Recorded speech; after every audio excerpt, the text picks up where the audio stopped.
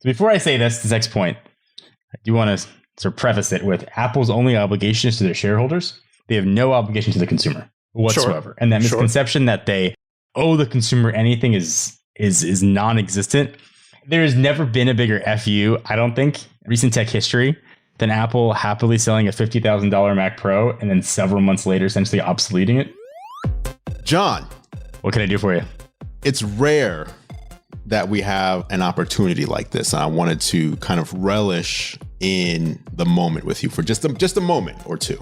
Let's relish in it. Let's ketchup in it. Let's condiment away about why this is a unique opportunity.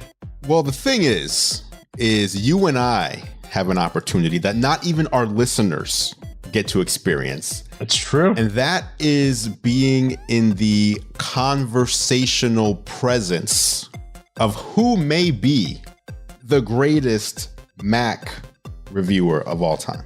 I don't think it's subjective anymore, right? Right.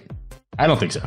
I think it's objectively the best. Yes. I don't know what you guys are talking about, but it sounds like a punishment. The stars have aligned, and we get to speak with Mr. Quinn Nelson for the second week in a row. Snazzy Q himself. There's a special cut of this podcast from last week that only we got to hear with Quinn's gems and insights. And that's because Quinn also, aside from being known for great Mac reviews, is also known as one of the leading opinionists, I don't know what kind of word that is, on audio. Would you agree? I would definitely agree. I don't know if any of that is true, but thank you. And if you guys pay me the royalties that I'm owed this week, I'll send you my section of the recording. Oh, and last week's as well. Right. Yeah. No, that ship has sailed.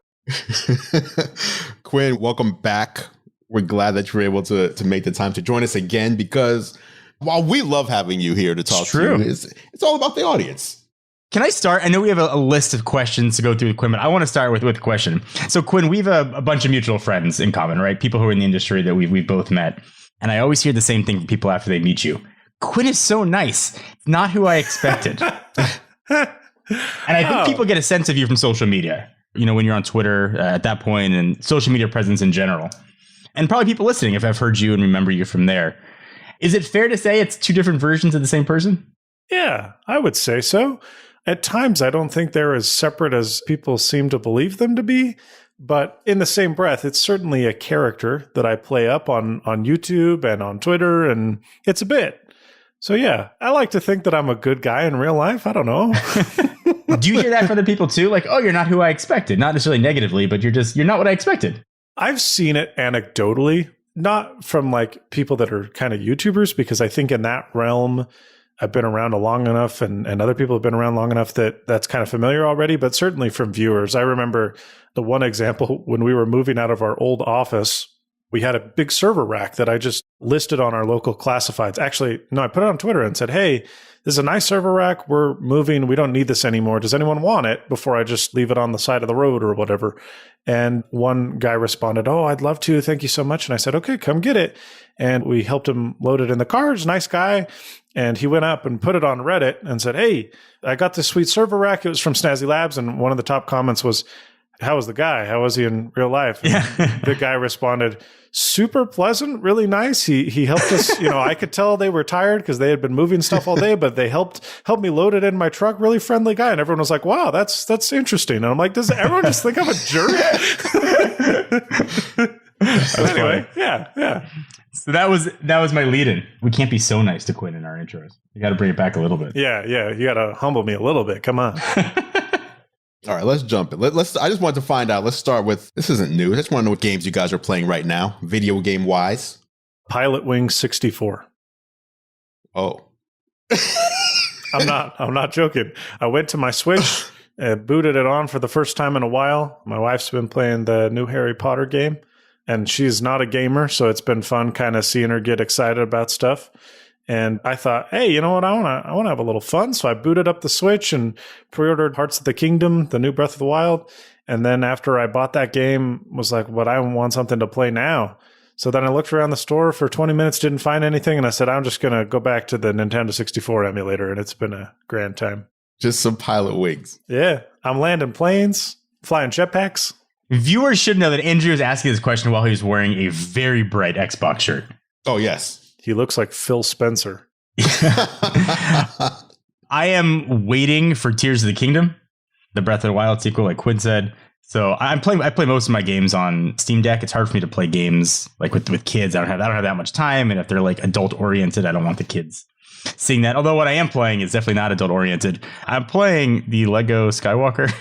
Hey. Oh, is that with your kids? Saga. No, I'm just playing it like in the 15 minutes when like my wife's in the shower after the kids go to sleep, and I'm still playing through for the second time Miles Morales on Steam. So you have picked up the Steam Deck and like you haven't stopped. It's been perfect. I love playing games on the PS5 or Xbox, but I don't have that much time during the day. And when I have time, my kids are home, and like I don't want to be sitting there while like I only have a couple hours to spend with them.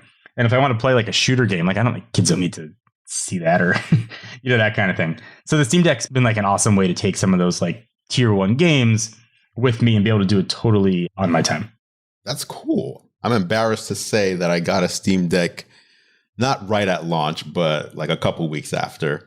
And like I unboxed it and I have yet to play a single game. But you don't have to, right? Man, if you're able to sit in front of a PC or your Xbox or PlayStation and have time to do it, then like you're good. Like you don't have to do it mobile, on the Steam Deck. Yes. But my plan for it's just like having time to like start something new, I guess. It's easier to make time for a TV show that you already like and know and want to see the next episode of versus like watching a new one. So for me, my plan for the Steam Deck was really to get into more of the PC gaming stuff. Like I wasn't going to play my Xbox, like anything I have on Xbox or PlayStation or Switch, I'm not going to play on a Steam Deck, or just didn't think I would. But I figured I'll get into some new stuff that I haven't tried before. But anytime it's time for me to game, it's like I want to play. What I've discovered is I want to play what I already like enjoy and know. That's fair. Which right now has been, I play a lot of Halo Infinite, Fortnite, the new Destiny 2 Lightfall. And then I started The Last of Us like I don't even know when it came out, 12 years ago or something. I played through like one level and never went back, even though I liked it. But the show has made me want to actually go back and like play through that series. So I haven't started yet. See, Quinn's telling me I got to do it. I'm doing the same. I finished The Last of Us when it came out, and then I played it again years later on the PS4. It's one of my favorite games ever. And then The Last of Us 2 came out. I started playing that when it came out, but there was a bug, and I got stuck inside the elevator in the courthouse. You'll know what I mean if you played The Last of Us 2. It's pretty early on in the game, but I was probably 3-4 hours into the campaign, and I was just stuck, and I had no motivation to go back and just start the whole thing over again. So I never got back into it, and I haven't played it. And so when the show came out, I was itching to play the games again, and I thought, well, you know what? I don't remember the game that well. I'm going to start with the first one, and then I'll move on to the second one. And I'm about halfway through. I was keeping up with the show really well, which was a blast, and then the show skipped, pretty big time jump. So I'm now very behind in the game, but it's been fun to kind of play them in tandem.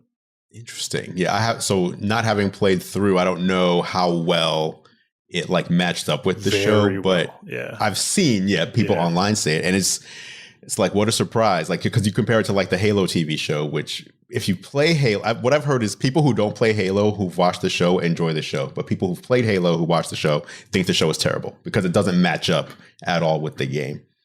John, have you watched the show, Last of Us? I have not watched any, nor have I played any of the Last of Us games, but I know there's like one episode left, so I'm just going to wait till it's done, and then I'm just going to sit and just sort of binge the whole series and not know anything. Okay. I have no context for anything. Just, I don't know, what is it, some killer mushrooms or something? And give it a watch. It's like watching Mario Bros, but if Toad was evil. Fair enough. Every video game just stomps on mushrooms, so I guess we get to see it, a bit more played out. That's right. It's time for the mushrooms to take their revenge. Yeah. Let's get into some of this news. First, YouTube building AI into the product for creators specifically. So the quote was, creators will be able to expand their storytelling and raise their production value from virtually swapping outfits to creating a fantastical film setting background through AI's generative capabilities. That's from YouTube's new CEO. Does this sound exciting to you guys, to be able to raise your production value by just a couple clicks of a mouse. Does that answer your question?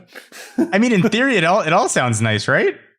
Like, you know, when I fart, rainbows come out. Sounds great.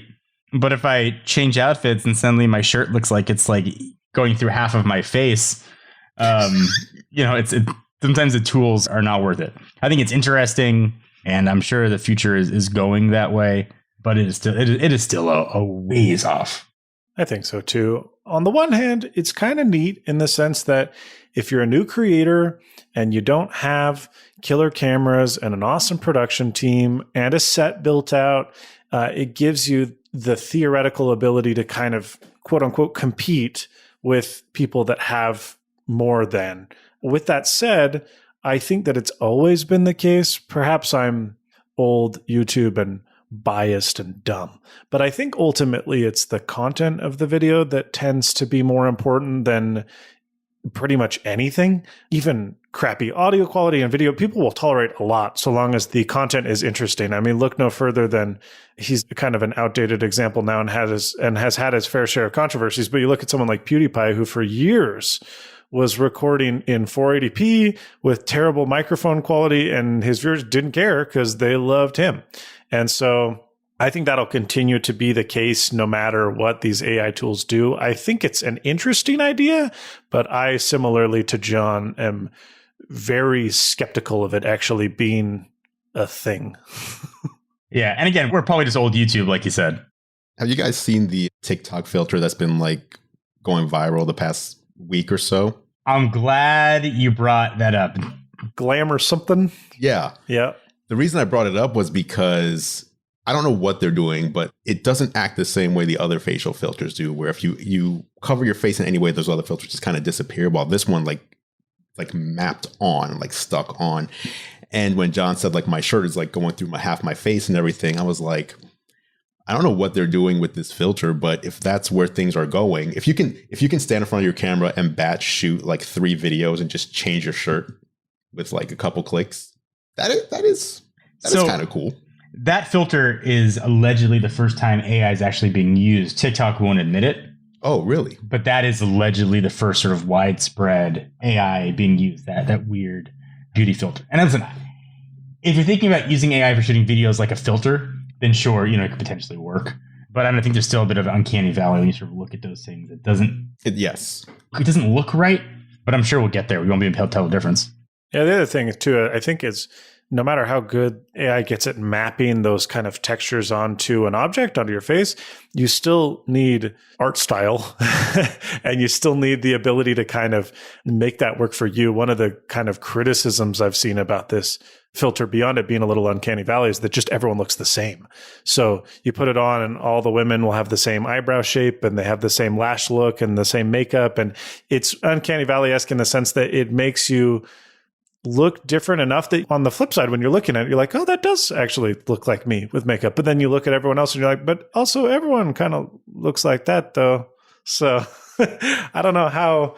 I think it'll be difficult over time to A, make it not seem creepy, and then B, have enough variation and AI know how to say, okay, let's put these eyelashes on the person. Let's make their face shape look like this so that it doesn't make it look so strange. But I don't know. It's an interesting idea. The AI world, I don't like it. Yeah, I think that the easier one to kind of tolerate, I guess, would probably be like just a quick virtual background swap. Yep, for sure. Right? Like or just design your set, or even pay someone to design your set and then just put that behind you as a graphic. Could be cool. What about YouTube Shorts duetting? John, I know you're all about shorts. Duetting is coming. He doesn't care. I mean, I'm interested in YouTube Shorts. I think anything that drives engagement on the platform is great. But I'm still going to say it, until YouTube can figure out their monetization strategy, they're not going to push. It does not care what technology they put in there. And just for people listening, I just took myself off of FaceTime here, just for comparison. I like to share this in all disclosure. On our Interstellar News channel, which is mostly YouTube Shorts, the past 28 days, it has done an even 14 million views. It's bananas. I can't even. I mean, that's $100,000 on regular YouTube, probably. Yeah, maybe more. Maybe more. The estimated revenue for that has been $865. In all fairness, YouTube said it's going to be slow. It's going to ramp up. They set expectations very low. And if you take away the dollar amounts, we have seen our curve, go up and to the right, which is nice. But until that part has to be figured out. I don't care what else they add.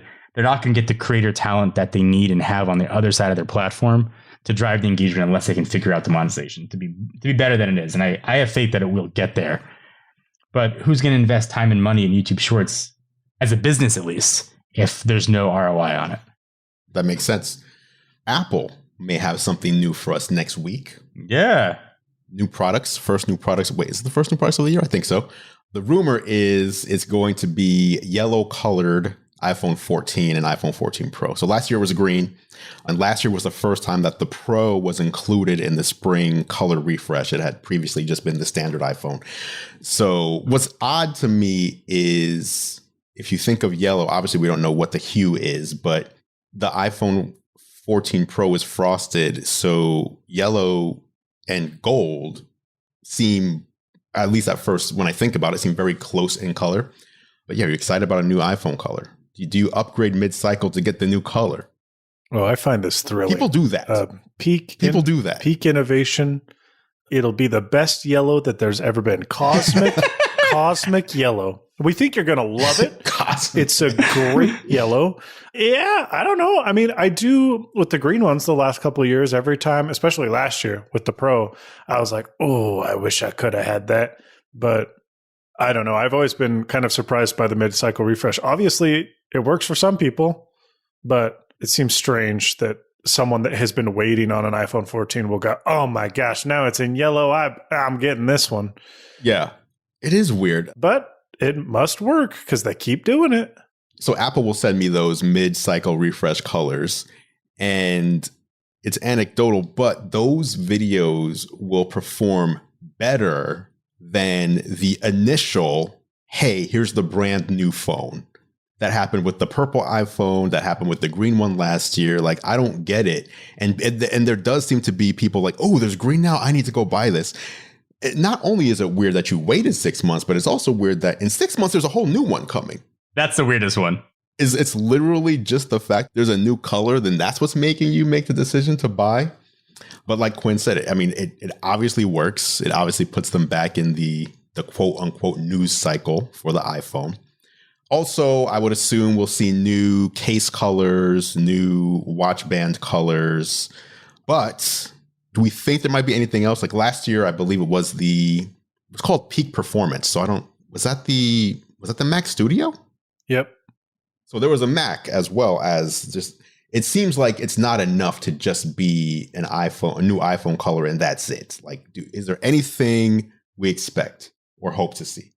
There's a lot of stuff that's been kind of in fluxus. I know some stuff has allegedly been pushed back. The headset originally was slated for March, right? And now everyone's kind of saying, it's probably going to be closer to WWDC or something like that.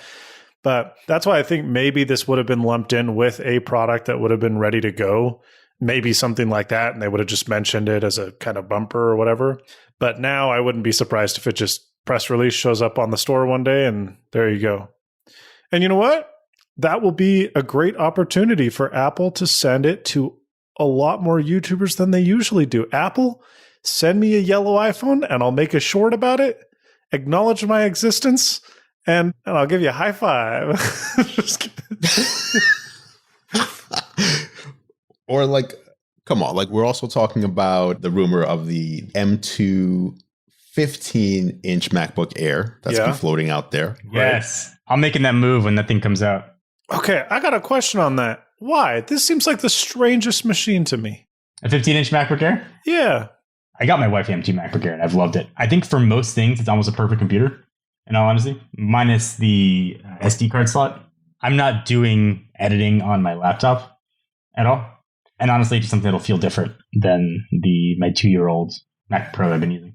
I mean, you don't need to sing the praises to me about the MacBook Air. I'm using one right now and it's been fine. But why big? Old eyes? Yeah, why 15?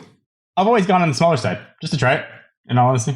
I'm on the opposite end. I would love for them to bring back like a 12-inch MacBook Air. Ooh, that sounds lovely.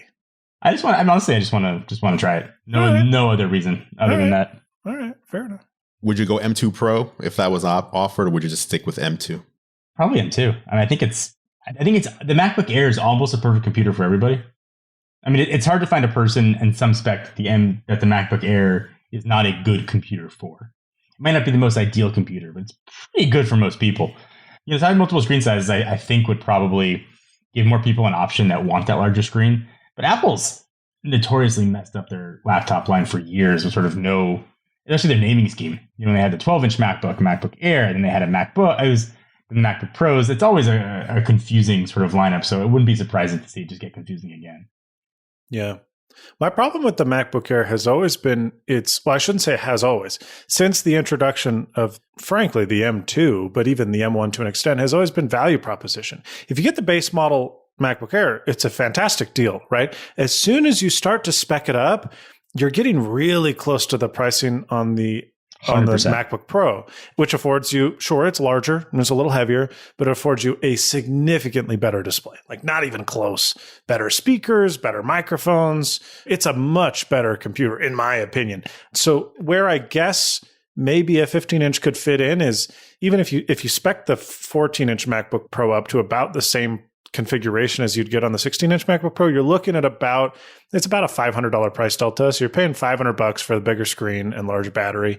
And the 16-inch is an unwieldy beast, right? Because it's pretty heavy. The display's large. So I could see a 15-inch MacBook Air kind of fitting in for some people that want the larger display but don't need that extra horsepower and don't care about the mini LED display. I think Apple has to be careful because it might push up into a price point where the people that are considering buying it go, maybe I'll just get the Pro.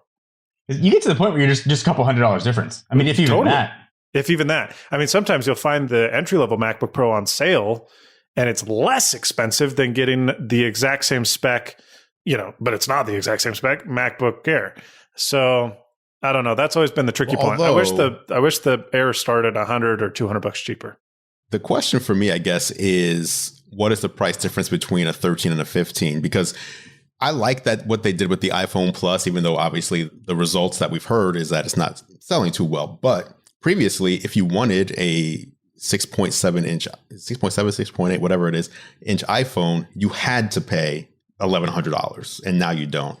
With the laptop, if you want a larger than 13-inch display from Apple, no matter what your use case is, even if it's just, I want to check email, you have to start, what is it, $2,700 is the starting price of the 16-inch entry-level MacBook Pro? I thought it was $24.99, but you might be right. It might be $24. But if you have the ability to then get a 15-inch and pay, $1,300 or something, you're close to half the price. And so I think that would be nice to offer people. Well, and that's the other thing that maybe would make sense is on the bigger MacBook Pro, and I don't know why this has always been the case, but it's always been perceived as kind of the more premium machine. So even with the existing MacBook Pros, and this is the first time really in the modern era where you've been able to spec up a 14-inch MacBook Pro to the exact same maximum specs as a 16-inch MacBook Pro. But even at its base configuration, the 16 is slightly better, right? And so if they had exactly the same specs, it was an M2 and the same RAM, the same storage, the only difference was screen size, then maybe they could say, okay, yeah, it's $100 more to get the 15-inch. And I could see a lot more people opting for that if that were an option. But if they up the specs and you can only get it in an M2 Pro or whatever, and it's $2,000, then it's kind of like, what's the point? Just get but anyway. I see that. It's interesting. I'm interested. Let's talk about another thing I think you're interested in. Just since we're on the topic of rumors about Macs, how about the Mac Pro? The what? I already know when the Mac Pro comes, you're going to have some crazy, like the one you did last time. We're going to take this entire thing and just take every single screw out of it and just look at every component, which I already know. I'm looking forward to what you're going to do with it.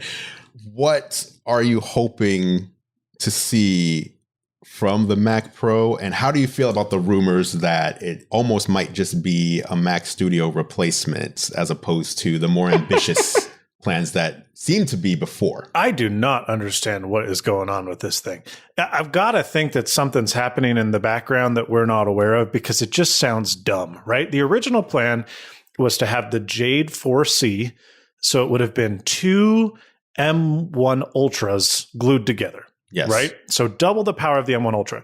And then it turns out, based on all the kind of supply chain leaks we found, that that was too hard. Apple wasn't getting adequate yields. They couldn't really make it happen. So they're like, never mind. We're just going to stick to the M1 Ultra, which then became the M2 Ultra, which might be by the time it comes out the M3 Ultra, right? Because they want to get down to a new process shrink on the M3.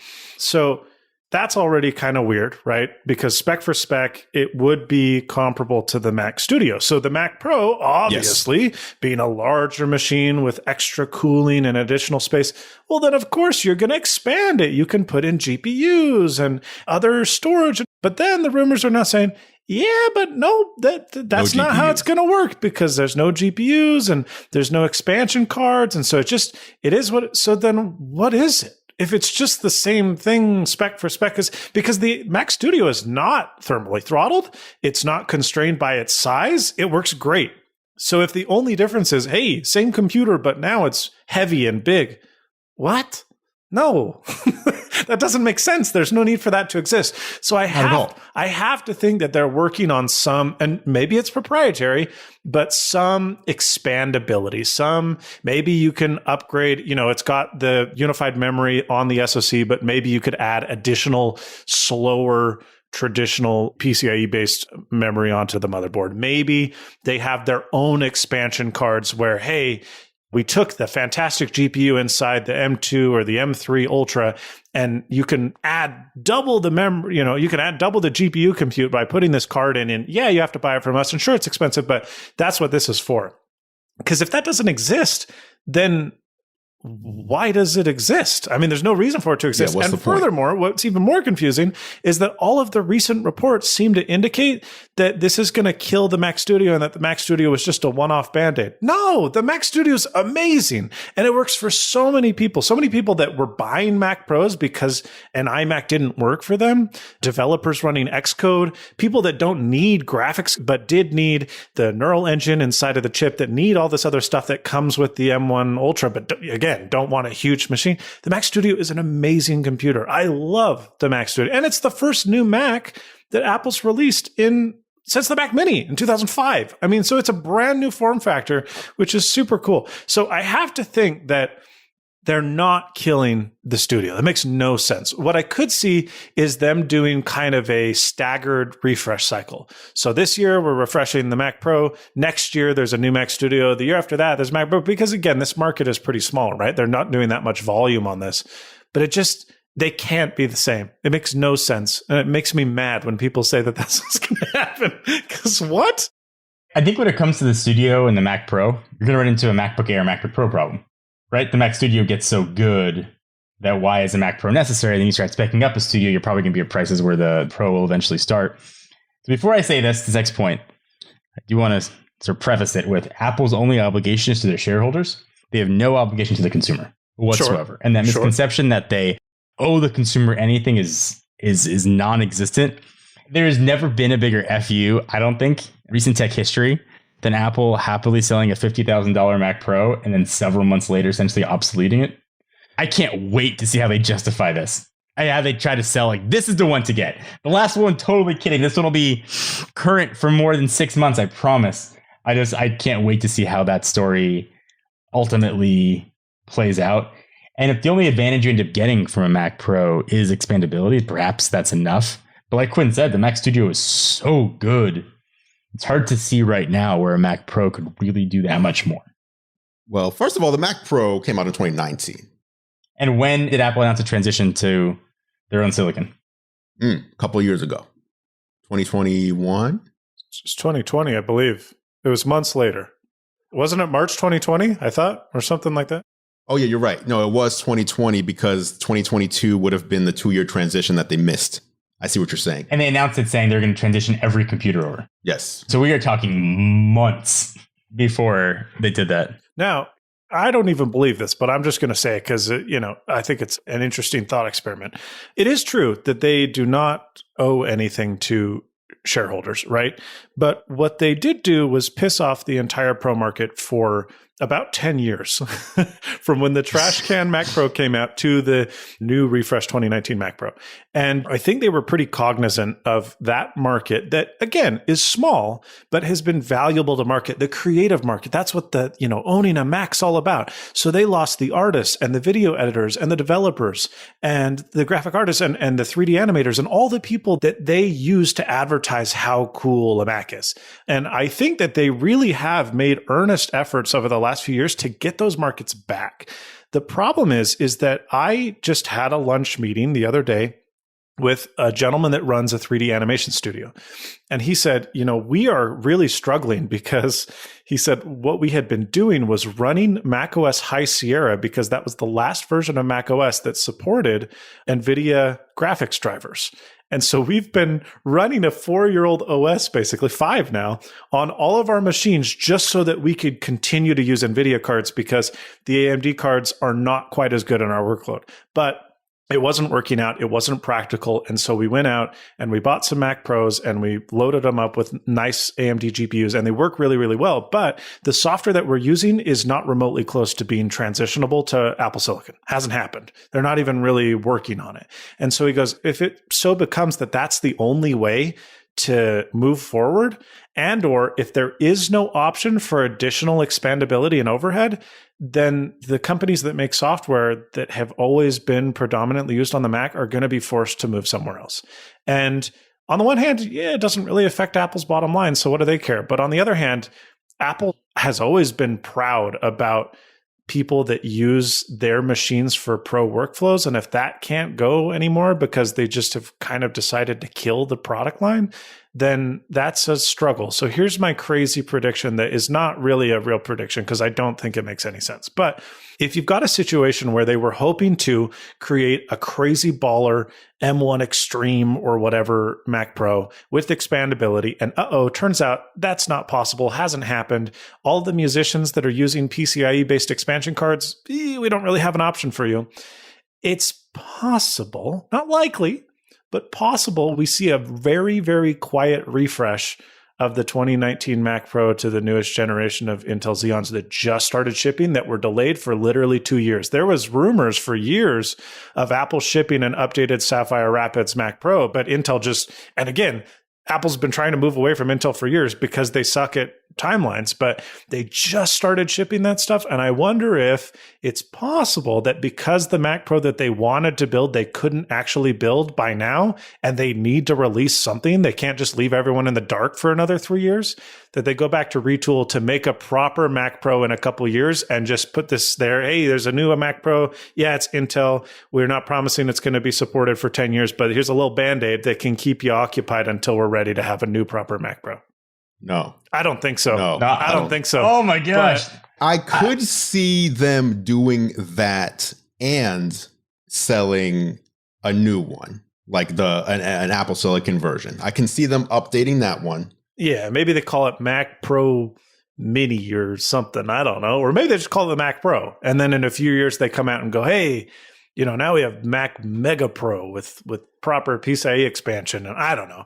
I don't think it's probably likely, but I do think that they are going to piss off the people that they had just finally won back over 3 years ago. And it's going to be sad to see that happen. I do wonder about that, though, because I do feel like, geez, the M2 Pro Mac Mini beats the current Mac Pro in a lot of ways. And so I feel like with something like the Mac Studio, it becomes, unless you need all these expansion ports, which I assume a large percentage of people who would buy the Intel Mac Pro don't, like maybe they needed more power, but didn't need everything else that it offered.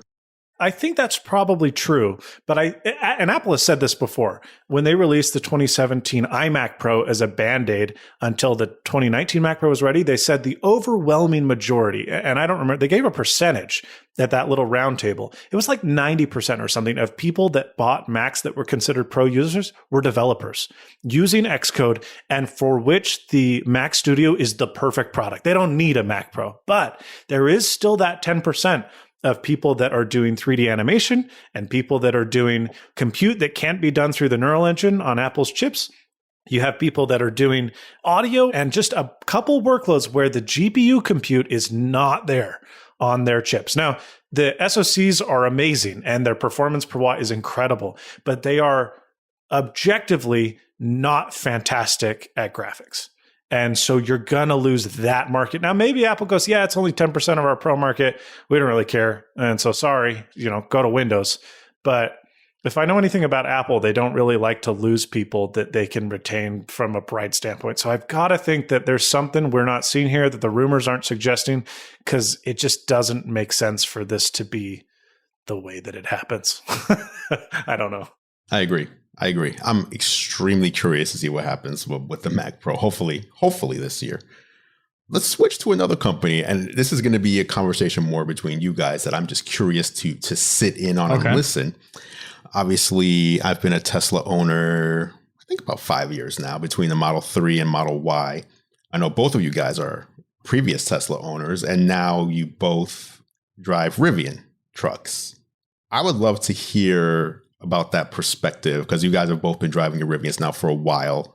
How that's going, how you compare it to your previous electric vehicles, and also what you think going forward into the future.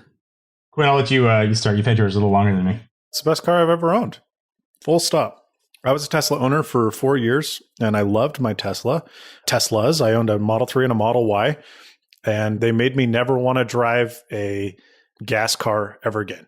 And for everything that a lot of traditional car buyers do not like Tesla, those are the reasons that I do typically like Tesla.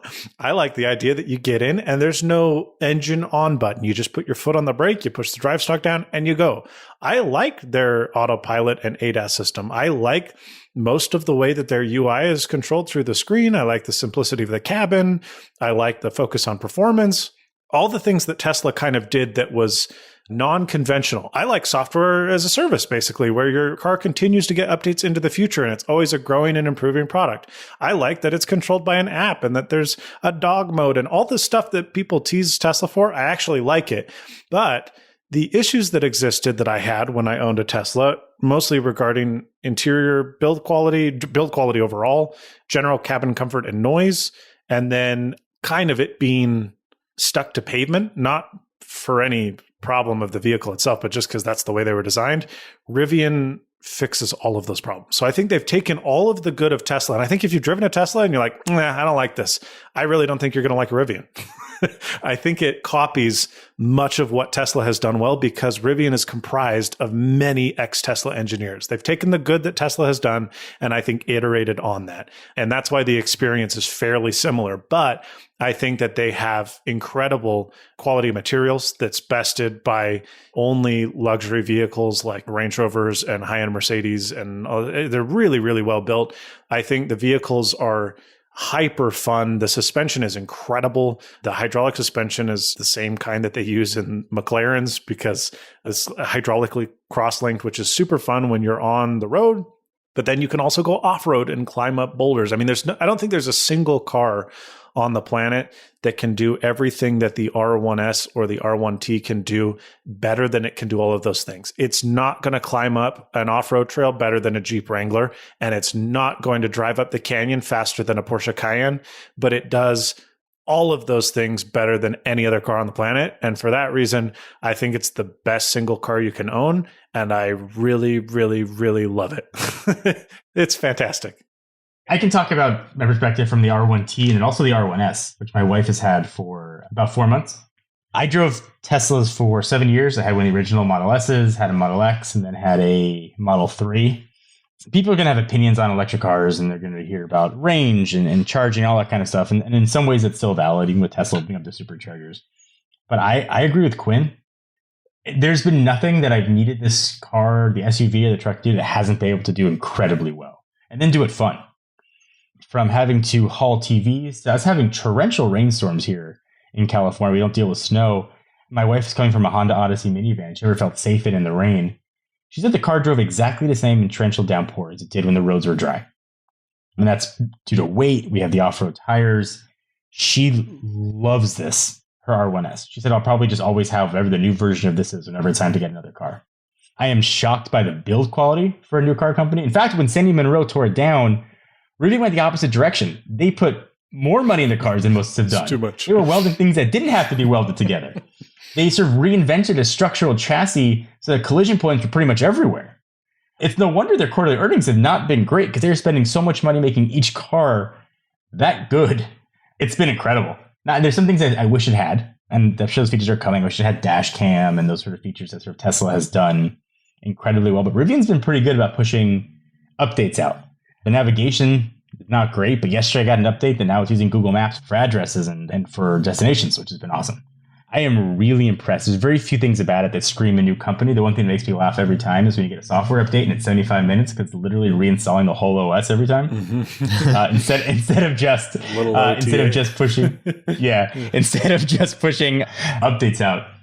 But man, like they're really good. I mean, they're really good for pretty much everything. How is it going from? I don't know if you guys had owned pickups before this, but going from like a car / SUV form factor moving to a pickup. I think where they excel, they also fall short. If you're hauling electric trucks, all of them, the F-150 Lightning, the Hummer EV, the Rivian R1T, none of them are going to be good. And the reality is that they're so aerodynamic and they're so efficient for the weight that they're carrying that as soon as you start hauling several thousand pounds, it's actually less to do with the total weight and more so to do with the aerodynamics of the trailer that you're pulling. It will massively hurt your range substantially. I mean, we're talking half of what you would expect when the battery is full. So if that's how you're viewing or how you plan to use a truck, it's probably not going to work for you unless you're hauling stuff around your ranch or you're towing your boat to a lake that's, 40 miles away or whatever. I think that that's always going to be the pain point on battery electric vehicles, at least certainly on consumer pickup trucks for years to come. Now, in terms of it being able to do things that a truck can do, if you're not pulling a trailer, yeah, I mean, there's nothing special about it. It can do pretty much everything. I've had 4x8 sheet goods loaded into the back of the truck, no problem. I don't have to put them in over the wheel wells like I've had to do in other pickup trucks I've had in the past. It's just, I mean, it's really, really well thought out and designed. The tie down points are pretty good. You can absolutely use it as a regular truck. And if you're like most Americans who are buying an F-150, the best selling car in America, and towing things and going to Home Depot, once a month, newsflash, this truck is going to do all of that just as well. If you're the fraction of a percent that's doing real truck things with your truck, then maybe you might find that electric is still not for you. But for everyone else who is, and truck owners won't admit it, is the vast majority of people that are buying these cars, it is absolutely fine. And in many cases, even better than gas powered alternatives. I never had a pickup truck before this. And I think for some people, the shorter bed size can be an issue, compared to a full size pickup truck. It is, and it's short, but yeah, it's 4.5 feet, but it's that tailgate is gooseneck hinged. So that actually stretches out to 7 feet as long as you tie stuff down. Now you've got to tie stuff down, but yeah. It is a load bearing tailgate and the gooseneck hinge really does help. But I mean, the knocks on you see it are from people who've driven trucks for 20, 30 years. And I could see how the Rivian may not appeal to them. I honestly forget that I'm driving a truck most of the time. And it's just nice to have the room when I need it. It just feels like driving any other car. Driving my wife's R1S is a very different driving experience, though, because it's shorter, so it drives even better than the truck does, which has been sort of incredible for a truck that already drives so well. Listen, I never had a truck before. I'm not necessarily a truck guy. It's been nice to have when I need it. If I'm bringing TVs to the studio and hauling stuff back and forth, it's been really handy, and a lot of times it's been great to have.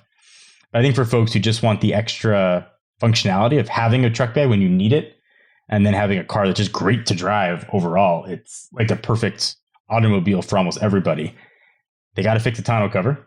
They have to get their cost per vehicle down. So they're here to support these cars in the next, past middle of 25 when their current cash burn will run out. They have to bridge the gap with software at Tesla, which is going to be very hard because Tesla in a lot of ways is a software company and their advantage is huge. Their Driver Plus has to improve. What's that? That's their autopilot. The disengagements, I mean, it could be like road sign ahead, disengagement. Lanes merging, disengagement. A toll road, disengagement. I almost don't use it anymore because there's so many disengagements that happen. And it's not like accidental. It's like certain parameters have to happen. Those parameters happen so often, at least by me. It's not very useful to have. But man, these trucks are good. They're not for everybody, like Quinn said, but they are really good for most everybody. I think the answer there's two questions you have to ask yourself. The first one is, do I like the idea of an electric car? And if you do, I think these instantly jump to probably the top of your list. And then for the truck, the question you have to ask is, what do I think about the Toyota Tacoma? They're basically the identical size. So if a Tacoma works for you, the R1T will work for you. If it's too small and you're like, nah, I got to get a long bed F-150, then this is probably not going to work. And the Cybertruck, when it comes out, if it ever comes out, will probably be a better option because based on the one that was seen a few days ago, and we could probably talk about that, it's a 6-foot bed. So that's the same size as a short cab or long bed F-150. So it's a big truck. And the R1T is a small truck, not a tiny truck. It's not like a Subaru Baja, but it's a Tacoma. And then as for the R1S, this is the other thing. People always cross-shop the R1S and the Model X because they seat the same amount of people, but they are not the same size vehicle. The R1S is a much larger car, rides much more like an SUV, where I think the Model X is more minivan-esque. And so you should really compare it to, I frankly think the R1S, it's better to compare it to a large Toyota Sequoia or one of the larger SUVs than you would. Tahoe or something. Totally. It's way closer to a Tahoe than it is to a Model X in size. So that's a consideration too. And it practically fits 7 people, whereas the Model X and certainly the Model Y, you're cutting it close. But if you wanted to pick up an R1T or R1S, you can't just go to the store and grab one, right? They have to it's like several year waiting list at this point? Couple of years. If you order now, I think they say by the end of next year, but that's optimistic. So you can get a truck much faster. There's some people that have ordered the truck 6 months ago that are already kind of getting them. The reality is that it's mostly geographically related. They're making deliveries and prioritizing deliveries close to delivery and service centers. So if you live close to a service center and you order today, you might get it in a few months. Whereas if you're out in the middle of Nebraska, sorry, even though you ordered 4 years ago, it's probably going to be a while before you get yours. That's interesting. Yeah. Let's talk about the Cybertruck for a minute. So, John, I know you've seen it in person. I have not. I don't know if Quinn, if you have, but I would love to hear some of those thoughts. And if seeing it in person entices you into purchasing one. So I've seen it twice in person. I want to say that I don't have really any anti-Tesla stuff. I just didn't get a Tesla gang, so I had driven one for 7 years. I just wanted to look at something different, a different UI. I would happily go back to Tesla again. So I saw a Cybertruck in 2 different forms. I saw it at its unveiling, and then I saw the alpha build at the Peterson Museum a few months ago. I have not seen the current beta prototype that they're showing that they're kicking around. It was the last alpha build before it went to beta. I've never seen a mainstream car design more polarizing before. I think people already know if they love it or they don't. Like, you're not going to convince somebody to love the Cybertruck design at all. To me, it's still a hard thing to look at because it looks like it's just unrendered in your eyes. I mean, it's like a wedge driving. I can see why people are going to like it. The steel is going to make it durable. It doesn't matter if you get dinged. I'm sure the performance is going to be absolutely insane. All the technology is going to be there. It's not for me. Maybe I'm too old to drive something like that. My wife wouldn't even get in the car with me probably driving something like that. I'd be curious how many reservations convert to orders. I would also be very wary of the price point of this thing. I think anybody who thinks that the tri-motor expensive version is not going to be the one that comes out first probably needs to reevaluate. I think it's going to come out. I wouldn't be surprised if this thing tops out north of $90,000. Absolutely. Yep. Agree. And then ultimately, they'll say maybe that $50,000 version is coming, much like the $25,000 Model 3 or $35,000 Model 3 eventually came for a hot second. It's a look, man. You are committing to being like, that becomes a personality trait when you drive that. Would you get one? No, I don't think so. Honestly, it's too big. I couldn't fit it in my garage, which is where I like to charge. First of all, it's too big. It's huge. Second of all, design's not for me. I would pick up Model X in a heartbeat before I would get a Cybertruck. That's more what I was wondering. So if it was a similar size to the Rivian, but same design, you still wouldn't. It's the design that you don't like. The size is the first one. I couldn't get it anyway because it's too big. Like I couldn't park it on the driveway because my wife couldn't back her car. I couldn't get it anyway because of the size. Maybe I could get over the design if it did something incredible no other truck did before, but I don't think the look the look is for me. Does it almost, to me, it's weird, or maybe not so weird, but the Cybertruck has not come out yet, but I almost feel like it's old. Like we've seen it around for years to the point where it doesn't feel new or exciting. It feels like something that's been around that I just don't have. I think it will. I mean, they committed to saying it's coming this year. Like they said it at Investor Day. Like they're on the hook for it coming this year. They'll probably deliver like one, to Elon in December. But I think it'll seem new when it finally comes out. I'm sure there'll be some sort of, maybe it'll be the first car with hardware 5 in it. The newest beta had a front-facing camera in the bumper, which is new for Tesla. So I'm sure there'll be something in there that sort of brings the newness back a little bit. Quinn, what are your thoughts on this vehicle? I went to the unveiling as well. And I remember thinking when they drove it out on stage, everyone in the press booth was like, this is a joke, right? Like, this is obviously not the car. Like, everyone was like, what? The real one's coming. Yeah, right. It didn't. That was it. And I remember thinking, oh man, that is hideous. But then as the event was going on, I'm like, I can kind of see it. And then when I got up close and I actually took the test ride in it, let me put it this way. The Cybertruck looks far kinder on the eyes in person than it does on the web. I remember when I was up close to it, it looks a lot better in real life than it does online, especially in kind of these alpha builds where the steel's all warped and everyone's like, oh my gosh, that looks awful. And the back end looks terrible. I do think that it looks less cool than it did at its unveiling, just because of regulatory reasons. They have to put those amber lights on it because it's too wide, right? It's exceeded the width that you can go without amber tally markers. So it's got those. It's going to have mirrors, obviously, which Elon says are removable. We'll see about that. It's got headlights that are more normal looking beneath. It's got the massive wiper, right? So inherent to it having to be street legal, it's going to look less crazy than it did at its unveiling, but I do think it's stayed pretty well true to its basic design, which Tesla has a pretty good track record of doing. And I still think that as you start to see them, people will flip out and think they're crazy cool. And I think either one of two things happens. After 3 years, when there's a bunch of them, we just don't really think anything about it. And it's just like, oh, yep, it's a Cybertruck. Or there will be enough of them that we'll start to think, yeah, I don't know if it's that cool looking anymore, but whatever. And the reality is that there's a lot of people that don't think any of Tesla's vehicles have been very good looking, and they haven't had a problem selling them, right? So I don't think the design that matters. It'll mostly come down to functionality. And where I think that I agree with John, the price is going to increase. They're adding stuff that they now have to add in order to compete with what's out on the market. They're no longer the first electric truck. They're coming late to the game. And so they've added stuff that I think is going to be awesome. Rear wheel steering is a huge one. Rear wheel steering was not part of the original spec. They have air suspension now, which at the time they were kind of hush hush on. They didn't say it was going to have it, but they certainly didn't imply that it wasn't going to have it.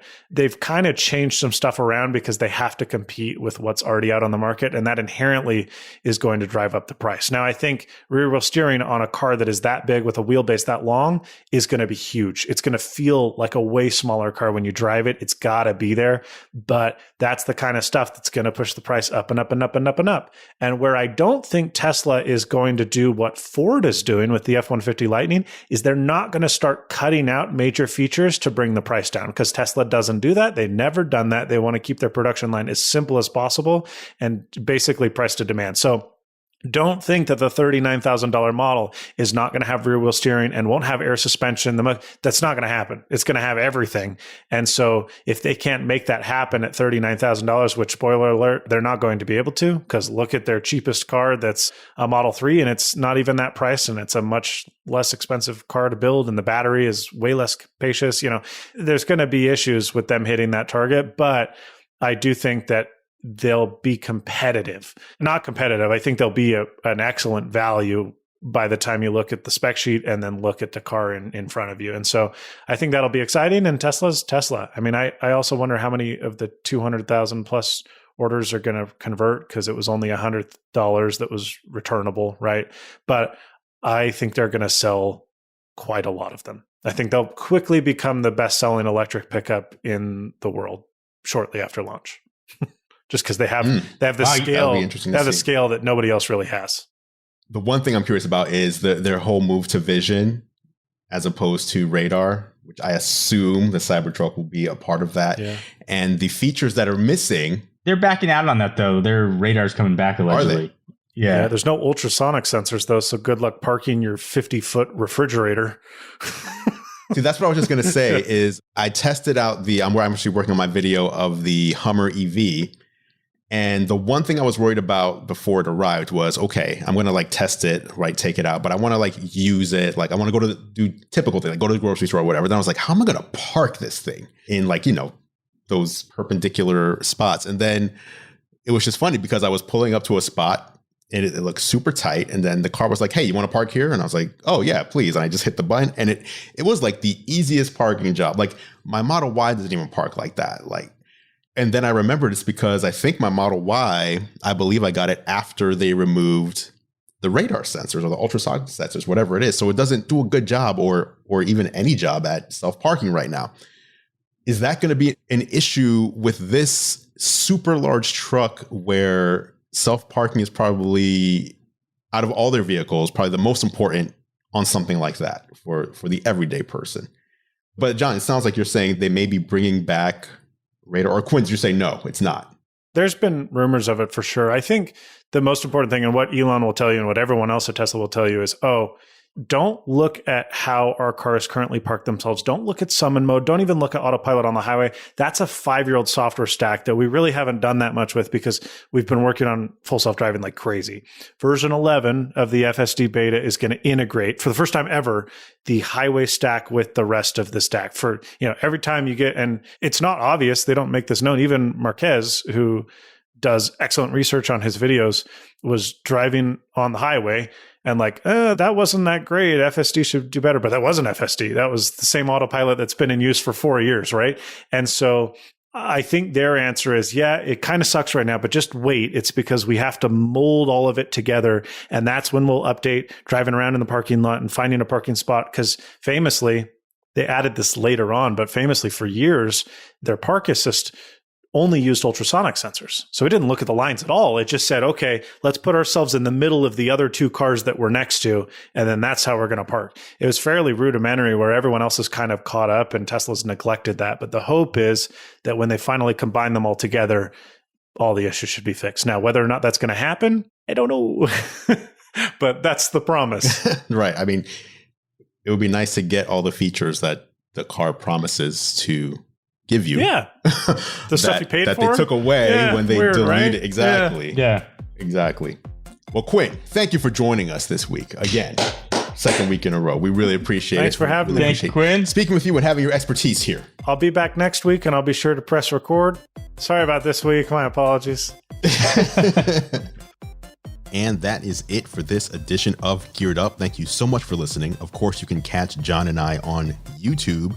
I'm at youtube.com/gearlive and John is at youtube.com/John4Lakers. Feel free to head over and subscribe to our channels to stay up to date on all the latest tech. Speaking of subscribing, you can subscribe to Geared Up in your favorite podcast app if you haven't done so already. Just search Geared Up, that's 2 words, not one, in Apple Podcasts, Spotify, Pocket Casts, Overcast, or really wherever you choose to listen. If you like what we do, please consider leaving us a rating and review. It really helps other people find the show. Geared Up is a Gear Live podcast, and you can see more from us at gearlive.com. Thank you so much for listening. For John Rettinger, I'm Andrew Edwards, and we'll catch you in the next episode.